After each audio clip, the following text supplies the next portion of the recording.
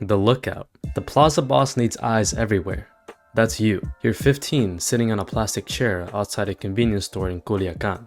You have a phone, a Coke, and one job. Watch the road. If you see military trucks, you text a bird. If you see black SUVs with tinted windows, you text a snake. That means rival cartel. You're paid $100 a week. Cash. No questions.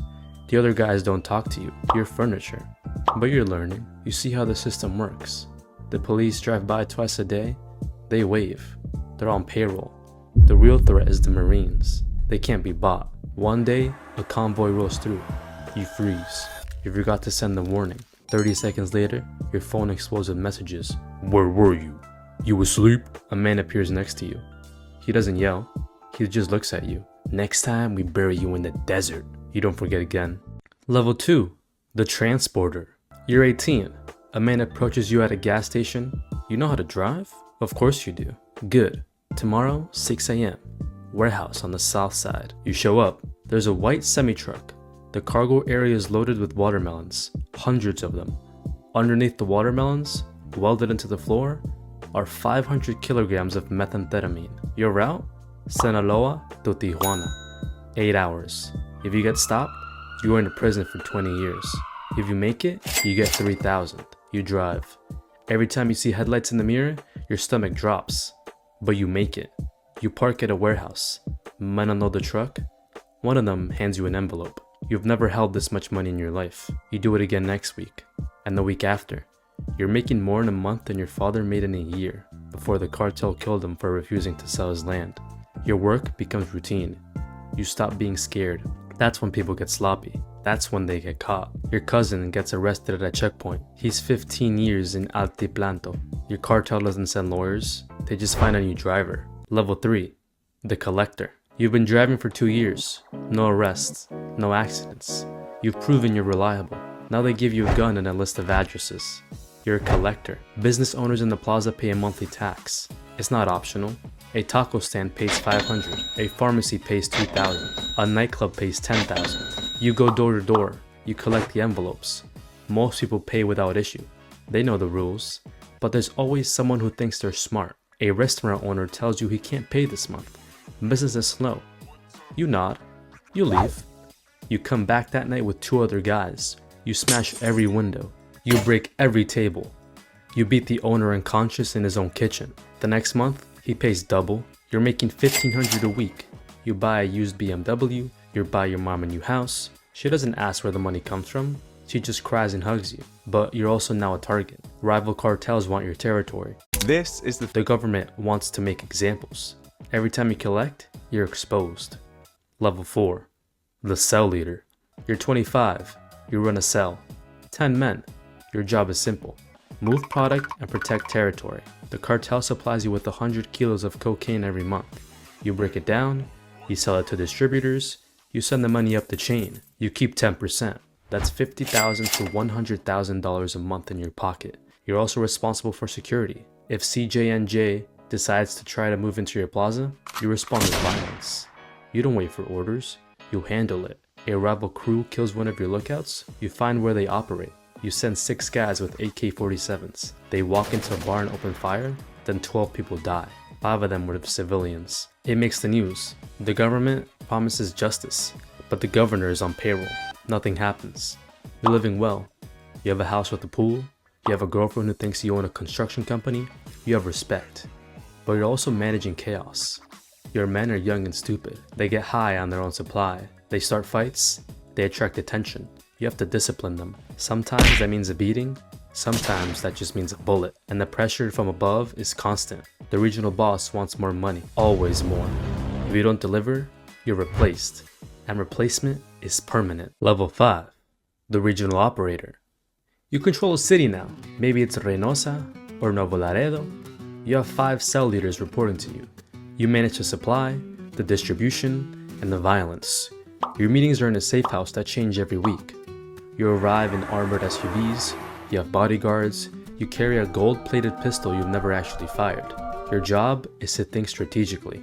The plaza boss wants to expand into a neighborhood state. You plan the operation, you identify the weak points in the rival cartel's territory, you bribe local police to stand down, you coordinate the assault. 30 of your men roll into the town at 3 a.m. They kill the rival cell leader and his crew. They hang bodies from a bridge with the message, "This plaza belongs to Sinaloa." You also manage the money. Millions of dollars flow through your hands every month. You can't deposit it in the bank. You launder it. You buy restaurants, car washes, construction companies, legitimate businesses that hide illegal profits. You're making $200,000 a month. You have properties in 3 states. You have a wife and kids who live separately from your work life. You tell them you're an import/export guy. They don't ask questions, but the walls are closing in. The DEA has your phone tapped. You know this because your lawyer told you. So you communicate through messengers. You meet in person. You speak in code. You're also fighting a 2-front war. The government wants you arrested. Rival cartels want you dead. And ambitious men in your own organization want your position. You sleep 4 hours a night. You trust no one completely, not even your brother. Level 6. The Plaza Boss. You run the state. Every drug shipment, every murder, every bribe goes through you. You have 500 men working under you. You generate $20 million a month for the cartel, but you're a ghost. The public doesn't know your face. You don't do interviews. You don't appear in photos. You live in a compound in the mountains. 20-foot walls, armed guards, attack dogs. Your work is politics. You negotiate with other cartels to avoid unnecessary wars. You meet with governors and generals. You don't threaten them, you make them offers. A suitcase with $2 million, a share of the profits, a piece of the empire. Most of them take it. The ones who don't, they get exposed. Photos of them with mistresses, evidence of corruption. Their careers are destroyed, and if they still refuse, they disappear. You're also a CEO. You manage logistics on a massive scale, cocaine from Colombia, precursor chemicals from China, marijuana from the mountains, heroin from poppy fields. You coordinate shipments across continents. You manage tunnels under the border. You manage submarines. You manage drones. You're making $1 million a month personally, but money is just a number on a screen. You have everything you could want and nothing you actually need. You can't go to your daughter's quinceañera, that's too dangerous. You can't visit your mother's grave, snipers might be waiting. You live in a golden cage, and the paranoia is eating you alive. Your head of security might be working for the DEA. Your accountant might be skimming. Your right-hand man might be planning a coup. You execute 2 of your men based off suspicion alone. Better be safe than sorry. Level 7. The cartel leader. You built this. Maybe you inherited it from your father or your uncle. Maybe you killed your way to the top. Either way, you're the boss now. Your organization moves 100 tons of cocaine a year. You have cells in 15 countries. You have politicians in 6 states under your control. You're worth $3 billion. But your name is on every wanted list in the world. The US has 10 million bounty on you. The Mexican government has special forces hunting you. You move between safe houses every 3 days.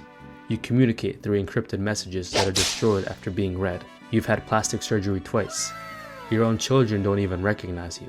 You meet with the leaders of other cartels. You divide Mexico like a business deal. You get Sinaloa and Sonora. They get Tamaulipas and Veracruz. Everyone makes money. Everyone stays alive, but it never lasts. Someone always gets greedy, war breaks out, hundreds die, towns become battlefields. And you can't stop. If you try to retire, your own people will kill you. You know too much. You're too dangerous to be left alive. You're the most powerful criminal in the Western Hemisphere. You're also the most hunted man on Earth. Level 8. Supermax. They got you. Maybe it was a raid, maybe it was a betrayal, but you're in the cell of ADX Florence, Colorado. 23 hours a day in isolation, concrete walls, steel door, no windows. You'll die here. There's no escape, no bribe works, no army can break you out. El Chapo tried twice. He's in the cell next to yours now. You had billions, you had an empire. Now you have 4 concrete walls and the rest of your life to think about every person you killed to get there. Level 9. The successor. But the cartel doesn't die with you. Your nephew takes over, or your son, or your lieutenant. Someone always steps up. The drugs keep flowing, the money keeps moving, the bodies keep piling up. The cycle never ends. You were the king, now you're a legend. A cautionary tale, a ghost story that parents tell their kids. This is what happens when you get too greedy, when you think you're untouchable. But there's always another kid in Culiacan, sitting outside a convenience store, watching the road, waiting for his chance. This is the cartel.